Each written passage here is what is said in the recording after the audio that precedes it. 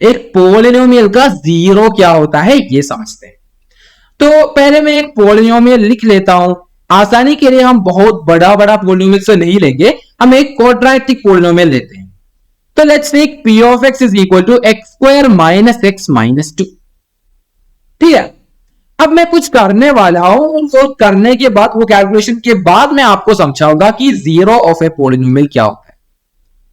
तो अगर मैं इस पॉलिनोमियल में x की जगह 2 रखा, क्या इस polynomial x square minus x minus 2 है, मैं चाहता हूं कि उधर x की जगह पे मैं 2 रखूं, तो उसको मैं सिंबल में लिखूंगा p ऑफ 2। पहले p ऑफ x था, अब मुझे x की जगह 2 रखना है, तो मैं बोलूंगा p ऑफ x के जगह अब p ऑफ 2 की बात करते हैं।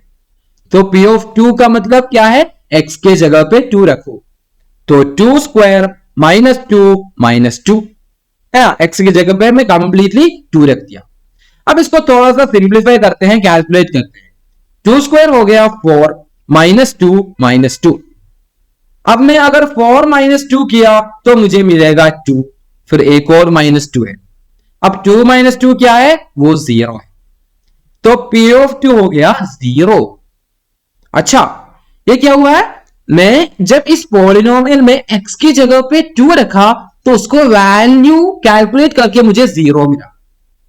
ओ, एक पॉलिनोमियल में मैं x की जगह पे 2 रखा और उसका वैल्यू निकल के आया 0।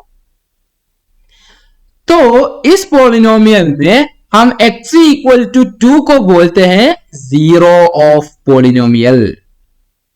तो जीरो ऑफ पॉलिनोमियल का मतलब क्या है, जीरो का मतलब है जो x वैल्यू जिसको अगर मैं पॉलिनोमियल में पुट करूंगा तो मुझे उसका वैल्यू निकल के आएगा 0।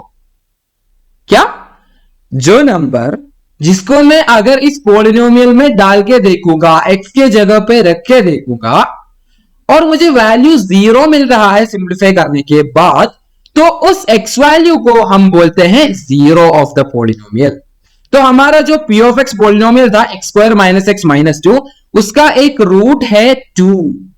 The number 2 is a root of the polynomial और zero of the polynomial p of x is equal to x square minus x minus 2।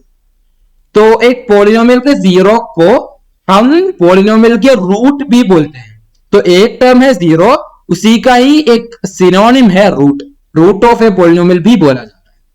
ठीक है, तो आई होप कि आपको थोड़ा सा आइडिया लग गया होगा कि जीरो ऑफ ए पॉलिनोमियल क्या होता है। अब थोड़ा सा और कैलकुलेशन करके देखते हैं। मैं इसमें x की जगह पे 1 रखा, तो कैलकुलेट करके देखते हैं कि एक्चुअली 0 आ रहा है क्या, या x इक्वल टू 1 इस पॉलिनोमियल का एक 0 होगा क्या, देख लेते हैं।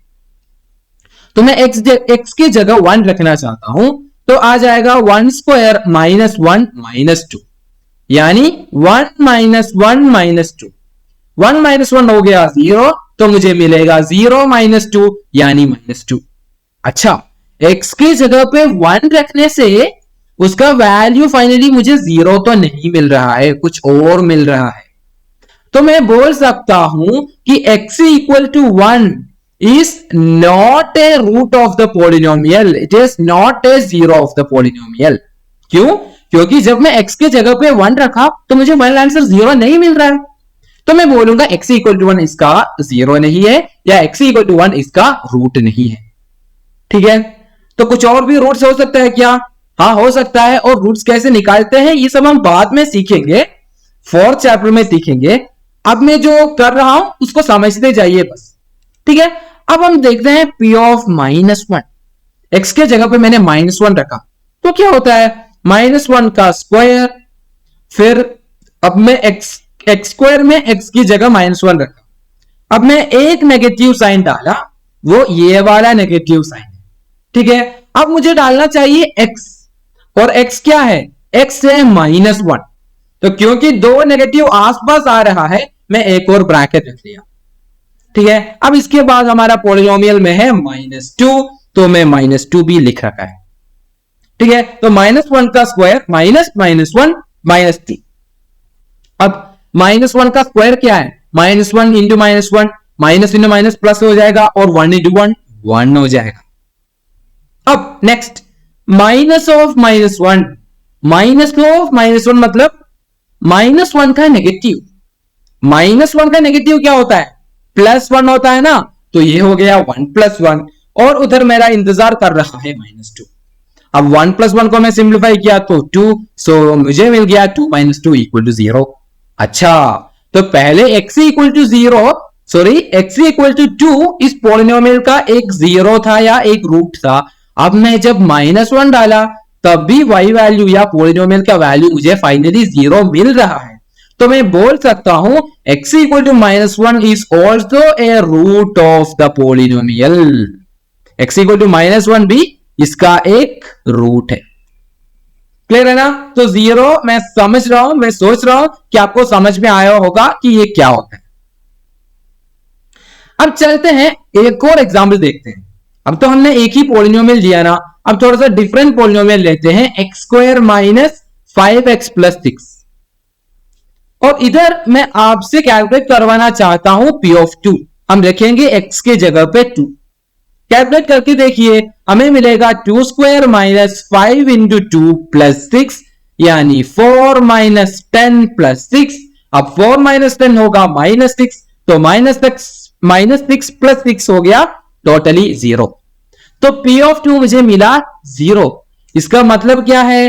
x = 2 इसे 0 ऑफ द पॉलिनोमियल, इसे 0 ऑफ द पॉलिनोमियल p(x). अब आप ये भी कैलकुलेट करके देख सकते हैं कि x = 3 is also a root. ठीक है, ये मैं कैसे पता किया, आप इसके बारे में चिंता मत करिए, रूट कैसे निकालते हैं ये सब हम बाद में सीखेंगे, पर अभी इतना समझिए कि 0 होता क्या है। क्लियर है ना? तो हमारा जो सेकंड पॉलिनोमियल था, इसका एक 0 है 2। अच्छा, एक 0 है 2, 0 2 के बराबर ये नहीं बोल रहा हूं मैं, इस पॉलिनोमियल का एक 0 है 2, इस पॉलिनोमियल का एक रूट है 2। उसी तरह अगर x के जगह पे आप 3 रख के देखेंगे तब भी आपको सेम 0 मिल जाएगा। तो 3 भी इस पॉलिनोमियल का एक 0 यानी रूट ही है। तो मैं सोच रहा हूं कि आपको समझ में आया होगा कि 0 ऑफ ए पॉलिनोमियल क्या होता है।